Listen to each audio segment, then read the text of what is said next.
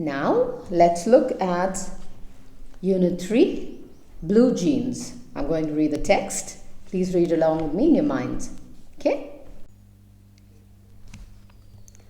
Page 78. Describing objects, places and events. If you have a copy of the textbook, please put a comma after objects. Okay? Describing objects.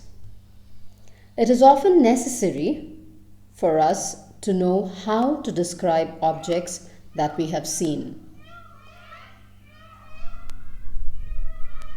To give an effective description, you must have an eye for detail.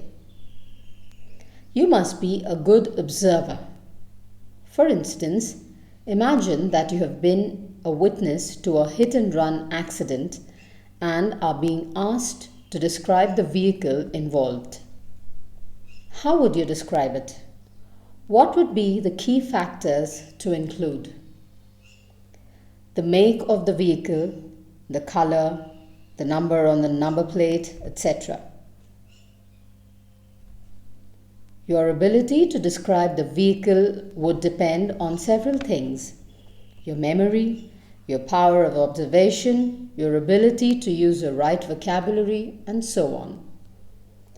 Let's now look at a description of a common kitchen gadget, an oven. An oven is a device used for baking, grilling, and heating food. We can use it for baking cakes, toasting bread, grilling sandwiches, and so on. It is an electric device. It generally has a see-through glass door to view the food being baked or grilled. There are heating elements at the top and bottom. They're controlled by a thermostat to provide uniform temperature inside the oven. There is a wire grill inside the oven. Sometimes a crumb tray is also provided to catch the crumbs or drippings that might fall while baking or grilling. The glass door is often a drop-down front door, which gives you easy access to the interior of the oven. On the outside of the device, there is a knob for temperature control, heater indication lights, and a timer. Note how the oven has been described here. We started with what kind of a device it is. Then we noted how useful it is. Then we described its parts. We made use of structures like the oven is, or the oven has, it is or it has, there is or there are, they're controlled by, etc. When describing an object, we speak about the appearance, the parts, the function, and the usefulness of the object. We generally use the simple present to describe objects.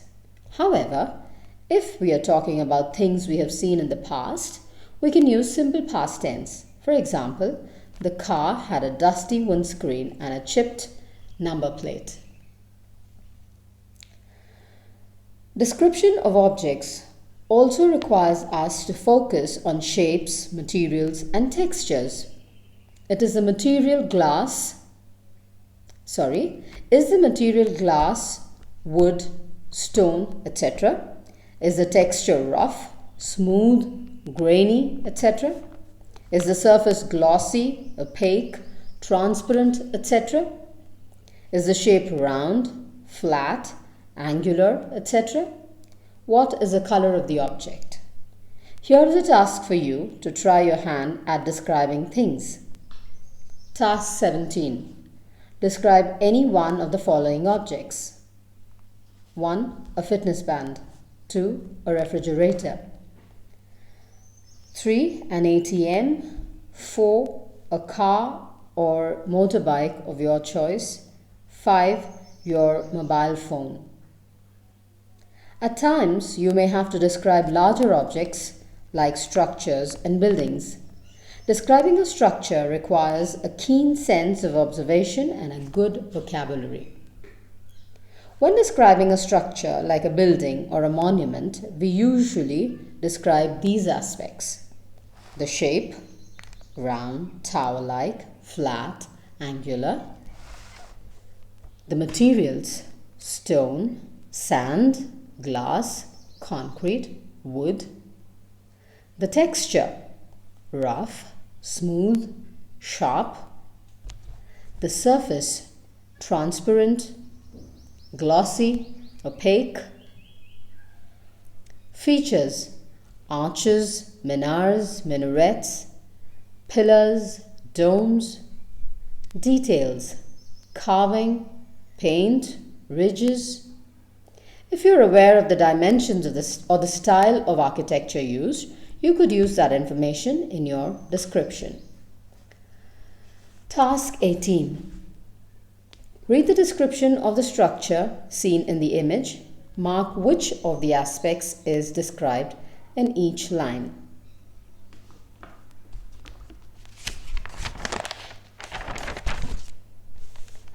This is the Lingaraja temple of Bhubaneswar. It is made of sandstone. The tallest spire is in the shape of an elongated dome. The structure next to this dome is pyramid shaped and has horizontal layers of sandstone. Sturdy pillars support the triangular temple-like roofs of this structure. The outer walls of these structures are covered in sculptures of animals and humans. Now, let's look at the answers of task 18. Okay, so we need to mark which of the aspects mentioned above are described in each line here. Okay, so in the first line we have the material. Okay, it says it is made of sandstone. Then you have the shape.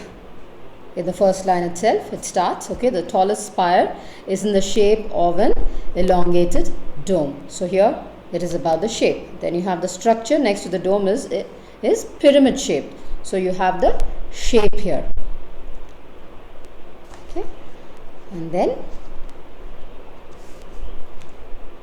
the next line we have triangular. That again refers to the shape, temple-like roof of the structure. Okay, that is about the shape. And then the next line you have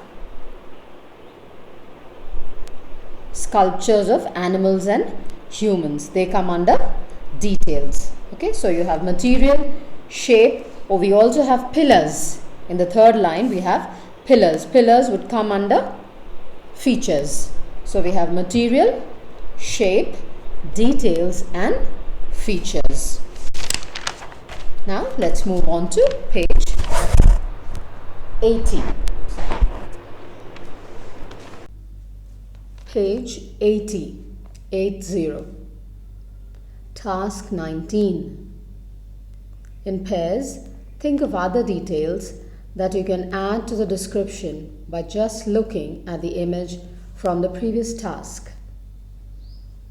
While describing structures, you would need to know the right word for their shapes and parts. Here is some vocabulary to get you started. Turret, a small tower at an angle of a building. Rampart, a broad wall surrounding a building to protect it. Bastion, a projection coming out from a rampart, usually used by guards to aim gunfire. Pavilion, a light, usually open building used for concerts and ceremonies. Courtyard, a place enclosed by four walls and open to the sky. Corridor, a passage joining different parts of a building. Dome, a roof shaped like a part of a sphere. Task 20. Look at the image carefully. Describe the structure in about 5 lines. Now let's move on to describing places. A good descriptive writing about a place helps us see the place even if we might not be able to go there ourselves. It does so through the use of powerful sensory images. A good description can create a positive or a negative impression of a place. The starting point for a good description of a place is close observation. Pay attention to every minute aspect, where the place is, where the buildings or other structures there look like, what the star attractions are, what makes a place special, what makes that place disgusting, etc. Include visual, that means what you see, auditory, what you hear, olfactory, what you smell, and gustatory, what you taste, images. Here is a sample description of a place. The sound of children riding on a Ferris wheel and screaming in excitement is what caught our attention first as we were still approaching the fairgrounds. We were just about buying our tickets and beginning to appreciate the riot of colors at the entrance with display boards, balloons, festoons, and banners when a 10-foot man appeared at the gates to welcome us. Well, with his tall clown hat, he appeared much taller. He bent down a little from his stilts to shake hands with us. Facing the entrance at about a couple of feet was the cotton candy machine whirling away and producing one of the most attractive eats at the fair. This stall had a long line of kids and adults impatiently waiting in line for their turn to feel the cotton candy quickly melt in their mouth, leaving a sweetness to enjoy until the next munch. This is a beautiful description of a fair, which includes images of sights, for example, beginning to appreciate the riot of colors with display boards, balloons, festoons, and banners. Sound, for example, the sound of children riding on a Ferris wheel and screaming in excitement. And taste, example, feel the cotton candy quickly melt in their mouth, leaving a sweetness to enjoy until the next munch. Task 21. Choose one of the following and write a descriptive paragraph in about 250 to 300 words. My college canteen at lunchtime. That's the first one. The second one is the best place I have visited so far. The third, the dirtiest place I have seen so far. The fourth, my hometown. What makes it the best place? And the last one, the place I want to visit at least once in my lifetime. Page 81. Describing events. Some events are so important, interesting, or inspiring that you may need to describe them to others. You may describe an event which is over, for example, your college fest of the previous year, or an event which happens regularly, for example, the Olympic Games. Here, the aim may just be delineating what happens or happened in a chronological sequence. It may also communicate the narrator's moral, cultural, and political perspectives or serve as a reflection on human nature. The narrator may be a direct part of that experience and talk about it through the first person point of view, or he or she may only be an observer and use the third person point of view. In academic contexts, the tasks usually require you to Describe an event of some significance from your personal life and reflect on it. Let's look at one such description. Soon after my dad finished school, he, with a few of his classmates, ran a soup kitchen in the low-income section of our town. They ran this from the vacant family home of one of their classmates. The poor would just come, have a nice hot meal, and leave. Soon it became popular and the crowd began to grow. It was, of course, a very satisfying feeling. One day, they realized a fallout of the generous work they were doing. Since the guests who came to the soup kitchen were not required to contribute in any way, not even by cleaning up, a lot of people were coming for a free meal. This led to several of the local restaurants running into losses as they were losing their customers. My dad and his classmates quickly changed their policy a bit. People who came to the soup kitchen would now be required to help clean up each day. Believe it, this helped to retain only the needy ones. This describes how an action can have unintended consequences. The narrator describes a soup kitchen started by his father and his schoolmates with good intentions, but which had some unexpected results. It made the schoolmates reflect on their philosophy and modify their perspectives on life. While describing an event, action plays a central role. If it is a mundane event, it may not interest your readers. So, choose an event of some significance. For instance, the first time when you were called onto the stage for receiving an award. The first time you spoke in front of a huge audience. The day when your results were out and how your parents responded to it. Your first interview situation, etc. Identify key events and build your description around them. An easy way to construct a good description of an event is to answer the 5 W's: what, who, where, when, and why. Let's look at them in detail. What? Clearly state which event you're talking about. Who? Name the main people or participants in the event. Where? Describe the setting for the event. When? Give details of year or time of the event.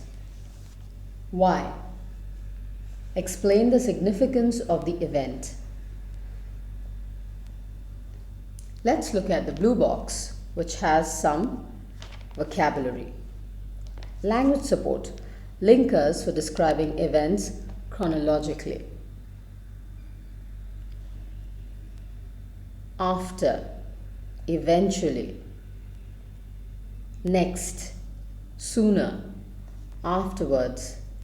First, now, then, before, in the meantime, once, today, during, later, second, until, earlier, meanwhile, soon, when. Task 22. Choose any one of the following and write a description in about 300 words. 1. My first day in the new college. 2. The incident which made me realize one of my hidden potentials. 3. The incident which made me change my views about parents or a friend or a teacher. 4. Kumbh Mela. 5. Republic Day Parade in New Delhi.